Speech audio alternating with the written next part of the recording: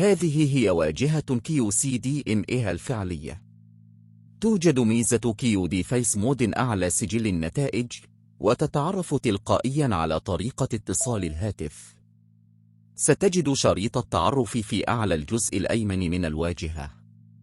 تظهر داخله أوضاع الاتصال المتوفرة مثل ADB وMTB ومودم وداياج.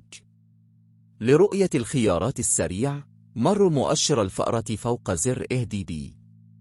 ستظهر خيارات قراءة المعلومات ونيتورك إنفو ووضع الشبك وإعادة التشغيل وخيارات الانتقال المدعومة.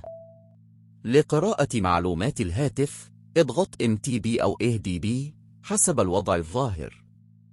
في سجل النتائج ستجد الشركة المصنعة والعلامة التجاري والموديل واسم الموديل والمنصة. عندما يظهر ADB، اضغط الزر لقراءة معلومات الهاتف. ويمكنك المرور فوقه واختيار نتورك إنفو لقراءة حالة الشبكة من دون البحث داخل القوائم.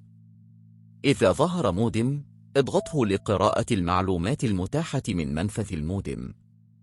وسيظهر الموديل والإصدار وحالة قفل الشبكة في سجل النتائج. إذا ظهر داياج، اضغطه لقراءة المعلومات من منفذ داياج مثل الموديل وإصدار النظام والشبكة ومزود الخدمة. عند ظهور ADL أو MTK أو SPD يونيسوك، اضغط الزر أو افتح التبويب المطابق أعلى الواجهة للوصول إلى أدوات المنصة الصحيح.